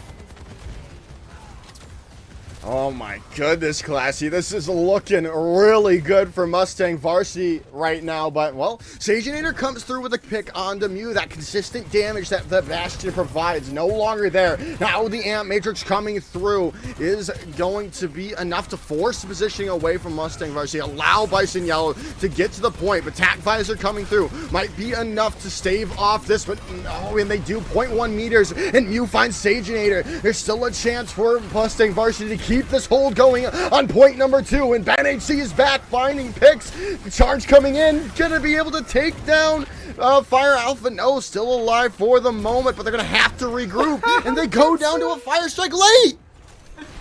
This is just Ben HD putting the team on his back. Like, hottie moment. we know the Reinhardt cinematic. Your team needs you, and Ben HD says, yes, they do, and I will deliver. He's busting through the wall, putting a shield in front of his team, and then smacking the Bastion unit when it comes in. Fire Alpha looking scared and is just there again. This fight's over before it starts, or is it? The sound barrier is huge. Sound barrier is used and Mew comes in, but Ben HD is still alive. Can they be the hero once again? No, the artillery strike takes them down. Fire Alpha says, this is my turn to be the hero, coming in clutch for Bison Yellow, and they now have a lease on life for point number 3. Oh, where's Reinhardt? There is Reinhardt. Finally, Fizzy Drake gets the better of him. They needed the artillery strike, the Omnics and the Crusaders working together, but they did make it happen and brought down the big bad man with the hammer. Bison Yellow now have to get to this last point with barely a minute remaining. They do have some ultimates in the bank. They can push through, and they finally broke that hold, but it's still a tall order. It really is. Ace is going to go down, though. I was going to say, trying to get that nice frontline damage, but not going to be able to do that when you're back in Spawn. Overclock coming through from Saginator. Nemaha is going to go down as well. Saginator coming in clutch with the overclock, as that might be, and with the Coalescence coming in as well from Hidden Pants. The Bison Yellow are set up to probably complete this map. Almost got the penetration shot as well on both Hidden Pants and Nimajad there, or Mew there. Now, yeah, I mean, it's one more fight, but it's also, for time-wise, they only have one more fight. The Shatter is ready for Fizzy, but it's not far off from Ben. They'll get it with 1 or 2 fire strikes. The charge cancel for both of them. Yeah, the Shatter comes through right in the face of Ben HD, taking them all down, and there they go. As Turbo Turtle also uses the Amp Matrix there to get that consistent damage, and they're going to be able to collab with time on the board. 4.2 seconds, that's crazy. I mean, anything under a minute means that, yeah, they only have to capture the last point. It's fine, they can do it in overtime, but it's still good to have some time left. Still something on the mental that you just put the last point within a minute. But yeah, I mean, Ben HD there actually could have blocked the Shatter. They had their shield up, and then all of a sudden, as the Shatter came out, they dropped it. It was like, it was really sad to see. It was like, but you had it up, why did you drop it? It was like the opposite reaction started happening in their head, but, you know, everyone makes mistakes every now and then. We'll see what's going to happen in the next round. Of course, Bison Yellow chose to attack first. So they wanted to set a precedent. They wanted to say, we're going to push you to the end and show you how much time there's left. It's not a lot of time. They did complete the map. So now it's up to Mustang Varsity to push in. And they are going to have a harder time putting up some of these plays. Like, a lot of especially Ben was doing was very much sort of laying in wait and ambushing rather than making the move themselves. And that's going to be harder to do in attack because, of course, they don't have to come to you. You have to go to them to get that point. Yeah. And I mean, we can allow Ben HD, right, to have one misstep after that Herculean hold, right? I think we can allow that, Classy. And again, like you said, they did only get it to 4.2. So if Mustang Varsity capped with more than a minute on the clock, it's not gonna really matter in the end. But we'll see right now. I mean, if they continue to be able to empower Ben HD like they were on that defense, this is going to be a very contested attacking phase for Mustang Varsity. Quick engage, of course, they want to get there as soon as possible and don't waste any time. Definitely not, as they're going to come in. Already damage coming out onto both these two teams at the moment. They're going to teleport out up to that high ground that they've lost Hidden Pants now. Unless they can find a huge pick on off the back of that. This is probably going to be the one fight for Bison Yellow, and there it goes. The picks come through. They did lose Saginator in the end, but it's just a consolation pick as Mustang Varsity have to regroup. Look, that was very optimistic to say fight was already over because Ben HD was in position to do something, but didn't quite get it all. There were enough members around, enough utility and healing left to deny Ben HD. Another one. 3 minutes left on the clock, one fight down. I mean, at this point, they're only going to have 3 more fights. They're going to have to really push it in order to be able to get that first point. Yeah, as now the push comes in here for Mustang Varsity. Ben HD looking to, oh no, Hidden Pants goes down yet again here. This is not what you wanted to see. Fire Alpha now has free range with little to deal with as Bison Yellow continuing to look strong now. Again, that at least was a shorter one, so they don't waste another full minute on a fight. But, you know, now they're going to have 2.5 minutes. So, again, 3 to 4 fights, potentially. Ben HD going into position, leaving their team behind a little bit. Like, if there's a lot of spam coming through this, that's how you get eliminated when you're not behind that Reinhardt shield. Aggressive charge in, but Ben HD is the only one that makes it through. Everyone else is going through the train or isn't even through the choke yet. And they could just take him out. They could do it right here, and they do. Yeah. Not enough support was there yet. Yeah, Immortality Field a little over through the head just a little bit, and Mute falls down to that grenade of Fire Alpha as Mustang Varsity have to hold out and wait for these respawns to come back.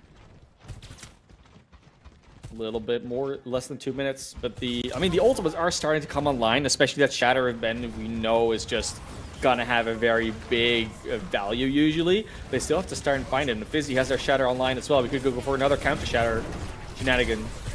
Yeah, with the overclock coming in, there's the Shatter coming out. It's gonna only lay onto Turbo Turtles there. Saginator finding 2 with the overclock, and the Shatter in response from Fizzy Drink is there as well from Bison Yellow to keep things going their way. Down it goes, a minute 20 still on the board for Mustang Varsity. Fizzy was so ready for it. They're so ready for the Shatter to come through. They actually blocked it, most of it, for the shield. Just Turtles was a little to the side of it.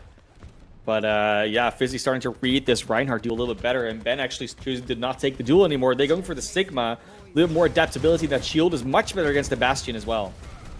Yeah, they got to figure it out here. A minute on the clock here, and now the Ant Matrix comes through. Going to be using that Kinetic Grasp in response, but Ace is going to find Schmidt, but it's just not going to be enough, it looks like right now. Ben HD's trying, as they will, with these Hyperspheres to take this damage, force out Bison Yellow, but it's just not possible quite just yet. Because, well, maybe not. They might be able to get Fire Alpha out of this fight. The healing is going to be there, but not enough as Ben HD finds the pick, and now Mustang Varsity are walking forward, looking for more in this fray as they've used the artillery strike as well from Mew to force positioning away. Fire Alpha gonna be using theirs from spawn here to try to turn the tide back in their favor. The artillery strike coming through, taking Mew down. There is still trades, and it looks like Mustang Varsity have the upper hand in it as Schmidt falls.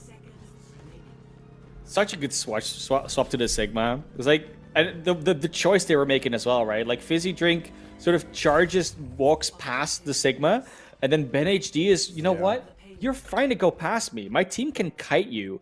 your team cannot kite me because I'm Sigma. I can shoot spheres at them from a longer range. I am a ranged hero, and I can still keep myself safe from range as well. So in the end, I am the better tank to DPS your DPS and your supports. Took down Fire Alpha and took down a little bit more afterwards as well, while their own team, Mustang Varsity, was just kiting Busy Drink. Didn't have to worry about anything. Let's see if that trend continues, because they've got their ultimate now. It could be very tricky and very helpful to take the high ground away from them. It really could be, but losing Neiman is not what you want to see in this early fight. And now Mew falls down. Gravitic Flux does find some damage, but there's just no follow-up when you've lost so many players already. As the rotate out from Mustang Varsity has to come through. There's a good immortality field coming up from Turbo Turtles there to make sure the Flux didn't find anything. But this is how survivable BNHG is going to be now. They were survivable on the Reinhardt, but now they're on Sigma. Sigma's worse. Sigma can be kept alive very well, has their own tools, like especially when you use the kinetic grasp. You're basically invulnerable because no one's really going to shoot at you. You don't want to give them more overheal, and that gives your healers so much time to heal you back up to full, so you kind of get a second life. Ooh, Amp Matrix comes down. Nemaha back to spawn yet again. Fire Alpha on this Bastion is now a one-man wrecking crew for Bison Yellow. BenHT is going to go down to those kinetic or those hyperspheres as it's down to 60 seconds for Mustang Varsity. Yeah, Nimajak going down fairly early in the last two fights, so at the start basically, and that's not helpful if you want to, if you want to win fights, because you just need extra support, extra damage. We'll have the amplification matrix as well. It's a huge tool in the current state of the game. So let's hope that they can't find that early pickup again. As Ben is going to go a little bit aggressive. Going to be able to get the healing there thanks to the Coalescence. Shatter comes out only onto Nemaha as the artillery strike finds the DPS. Coalescence still on the board, but it's just not enough to stop the aggression coming out from Bison Yellow for the moment. As they flows Nemaha, now BenHT going to spawn as Hidden Pants follows quickly afterwards. 10 seconds to go. Oh, that is so hard to see. Can you get through? The focus onto the Baptiste has been gigantic, and now Mew will go down before anything even happens. Where's your damage? Well, your damage is not going to be there in time, even if you would have had it. Bison Yellow wins the map and gets a 2-0 lead in the series. They're on match point. Yeah, they're looking really good. I mean, Fire Alpha on this Bastion is a force to be reckoned with. Gonna be getting those getting the healing and the pocket pretty much from this Baptiste whenever the Amp Matrix comes online, and we're just seeing them take that in spades here. Classy. So 2-0 down. Mustang Varsity, can they pull something out of their hats? So far, a lot has been relying on BenHD to be the savior, and the swap to the Sigma looked really good, but they just couldn't quite get the value out of it with the time they had left. So let's see if on a map where they maybe can start with a Sigma or something else, they don't have to adapt, and it will be a tool that it can use straight away. A big deal as well is, of course, if you play with Sigma, you want to use the Gravitic Flux.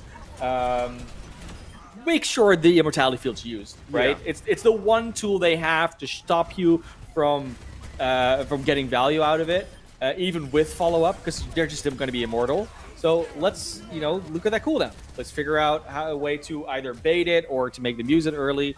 And if you can't, then maybe you don't use a Gravitic Flux, or you have something to use after they use the immortality field for your Gravitic Flux. It's all about that, right? It's all about working around those cooldowns that are so prevalent in the current meta, specifically the immortality field, but even the Bastion configuration.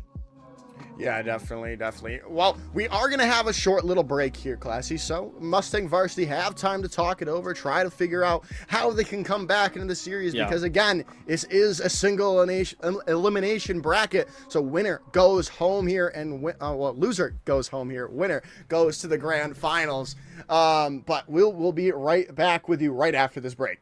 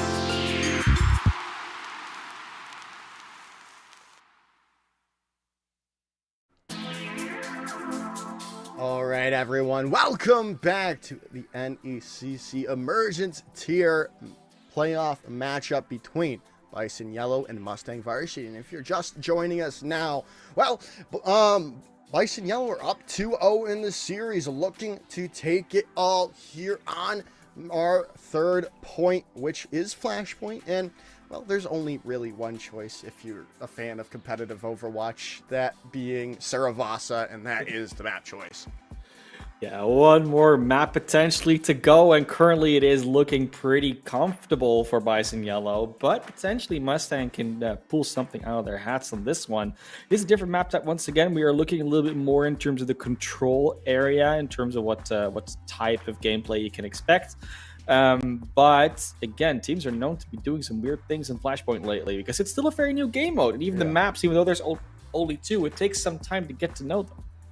Yeah, so normally you'll see like a Lucio on these Flashpoint maps, because obviously you need to get to the points as quickly as you possibly can. And so far, I don't believe we've seen a Lucio come out from Mustang Varsity. So I'm interested to see how they decide to maneuver around this point these points as quickly as they can. And because, I mean, speed kills in this game mode, and there it is. Hidden Pants is going to be going over to that Lucio.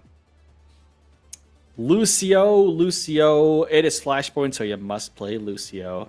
I am all about it. Of course, we are going to be seeing a little bit more of the... I think they had the skin settings wrong, which is unfortunate. I would have liked to see some skins on, but we keep them off for competitive integrity, I guess. But yeah, no, it's Ogre's Flashpoint. Like I said, Lucio's coming out. You want to have those fast rotations, being able to get back to the point quickly, but even around the points, being able to rotate around is very useful. And Lucio in general has always been a good hero in Overwatch. Like, it's almost never a meta where Lucio cannot be played. Yeah, I mean, I feel like unless there's a complete nerf into the ground, Lucio will always find a niche, because like you need to be able to move, and that is I mean, when you have these slow tanks like we're seeing with the Reinhardt we saw so far, I mean, you need to be able to move around. You don't have those movement abilities like Junker Queen does with the commanding shout, or Winston with those jump packs. So you've got to be able to move your tanks and other DPS around. Yeah, sometimes you miss the days, the 2CP days, where on assault and defense you would never use a Lucio because you just want to set up like a bunker. But yeah, we're not there anymore. Double shield's also not a thing. We don't have one of those. Don't know one of those going on. It's funny, right? I mean, people have tried to do like the mods of, how would it be if you played Overwatch 1 in Overwatch 2? And it's not good. It's just not good. I mean, obviously the balance is different and all those sort of things, so it's not quite the same. But yeah, I think a lot of people would agree that would not really work anymore in the current game state. Now, when we talk about Flashpoint being a very much an Overwatch 2 type game mode, which also would have been very different in Overwatch 1 if it had been out.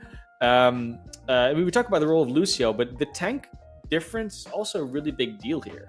When you talk about the difference between how you would play a Reinhardt versus a Sigma versus a Doomfist that even comes out along these maps, there is a lot of nuance there. And the tank battle having been such at the forefront of what we talk about so far, I thought, let's bring that up a little bit. But yeah, Fizzy Drink and BenHD, they haven't been swapped out. We haven't really seen any subs so far. I mean, for Mustang, that's sort of normal because they did already have an emergency sub, so it kind of felt like they didn't really have much left. But there isn't really much on the bench anyways for either team. So we're going to see these same 10 players. So it really comes down to sort of micro adjustments, compositional adjustments, maybe even some larger strategy adjustments that they want to go for. And so far, neither team has really changed all that much about the way they approach it, because they just simply haven't had to or been able to. Yeah, no, we've been really rigid into those Reinhardt compositions, and hey, I'm here for it as a Reinhardt enjoyer myself. And I mean, I love seeing the nuances of Sigma. I love seeing the Doomfist comps like we were seeing in the previous matchup as well. But when push comes to shove, when you see two German men swinging hammers at each other, that's just fun to me. That's Oktoberfest, right? Is that what it is? Yeah, I think so.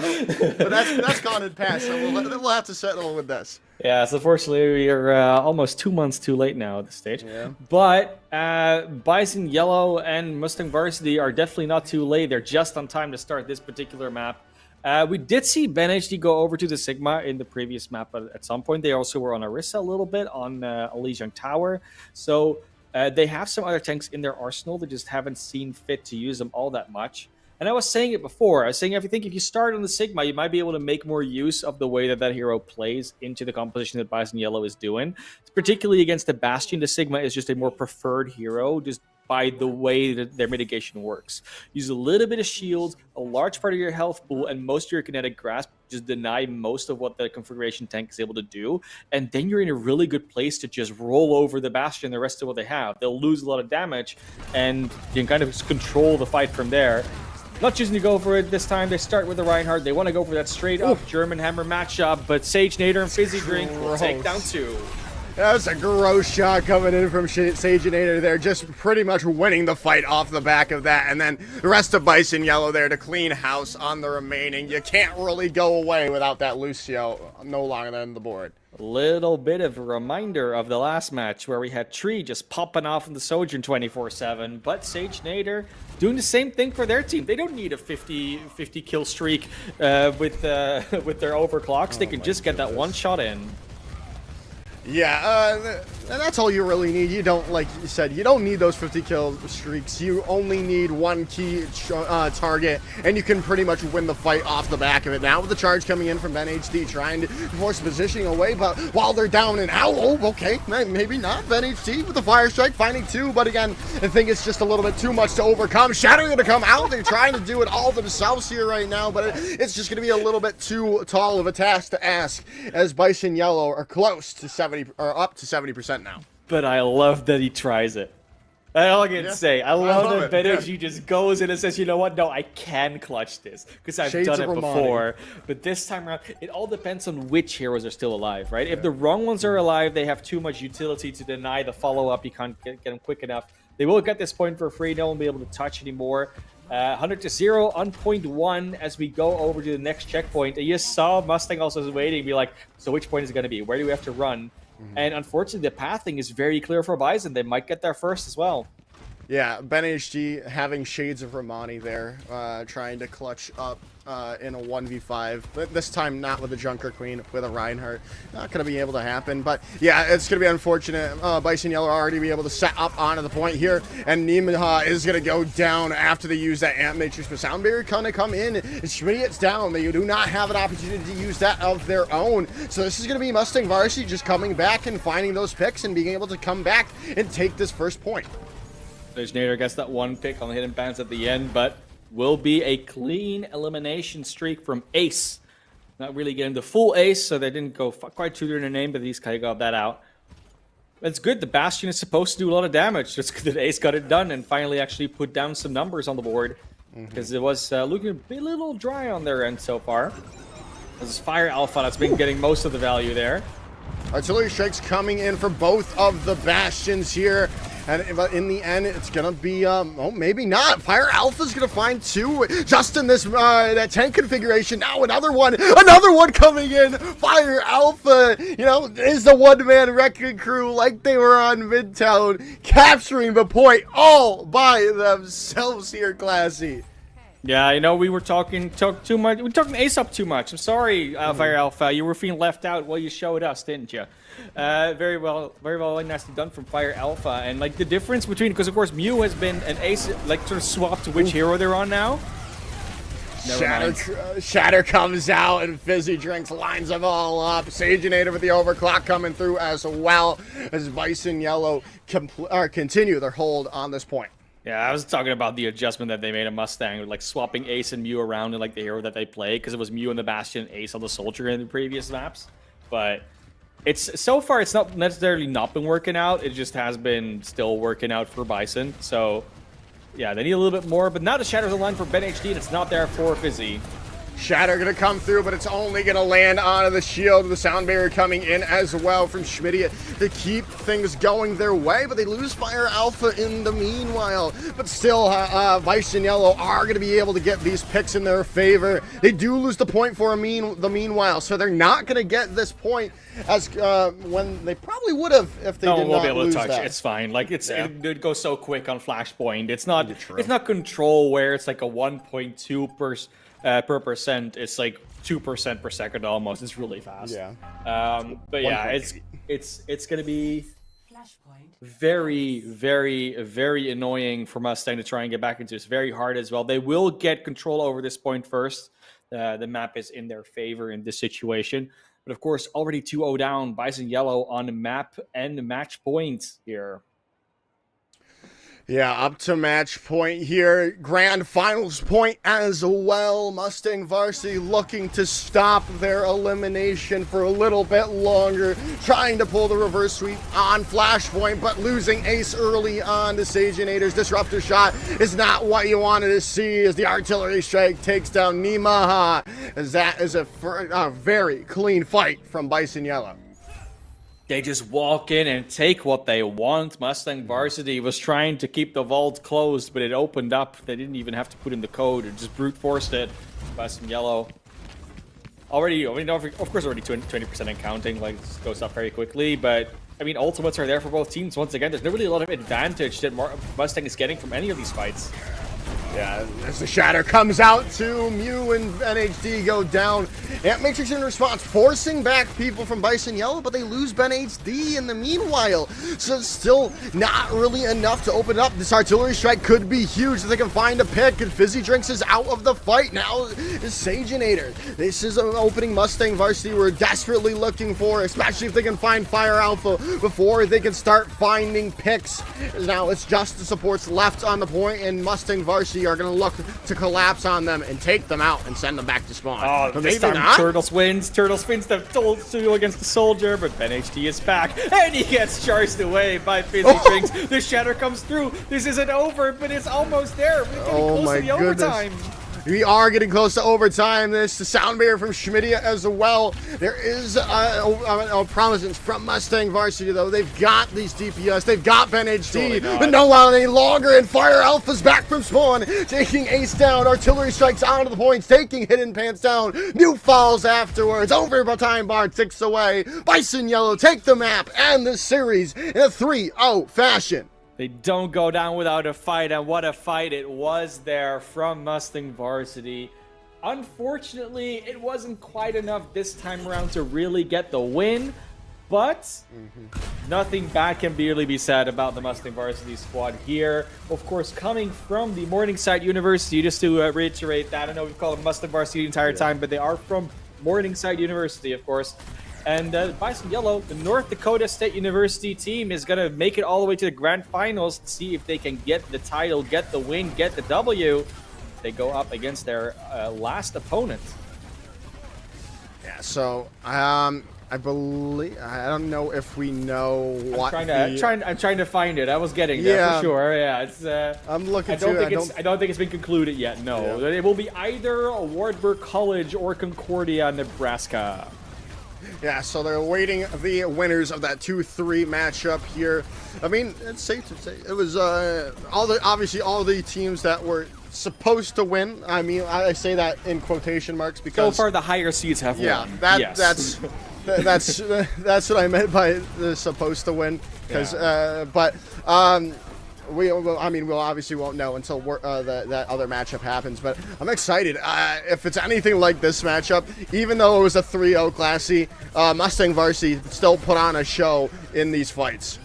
Yeah, you get this like a little bit difference here and there. I'll definitely say that Ben HD deserves a Medal of Valor for all their efforts they put in. So many cool clutch plays, so many shatters that landed, so many just anything that really came through.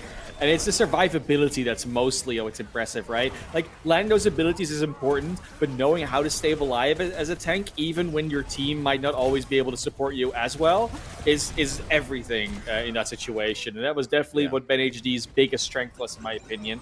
Now, outside of Mustang Varsity, there were other things that worked out well. Like the DPS swap came through. That was actually looked like it was interesting. They have some cool strats. Like running out with the soldier is something we don't see all that often, but when it happens, it works out. It is really cool to see.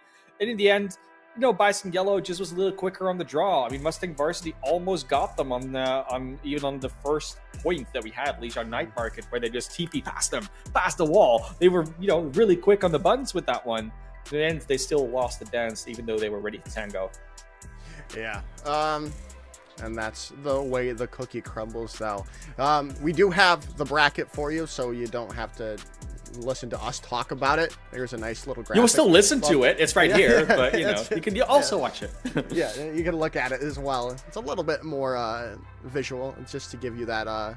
Obviously to give you that visual. Like as we said, Wartburg College versus Concordia, Nebraska, is going to be the one of the two teams that will fight Bison Yellow for the grand finals in the Heartland playoffs.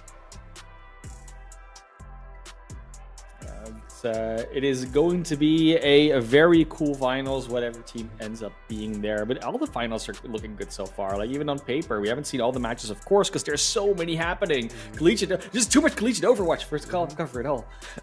But yeah, I mean, that's it for this evening, of course. If you missed any of this, you just tuned in and like, oh wait, I missed all of it. VODs are going to be available on the YouTube channel, and all the other socials will also be there, just so you don't miss to be here on time next time. So don't forget to go to the X's, to the Instagrams, to the YouTube, to be able to actually follow them and find the VODs for yourself. I could definitely recommend at least the second match of the night, but the first one and the last one were also really good to watch. So come back to NECC for Overwatch, but also for all the other games we're doing. Follow the socials, and we'll see you around.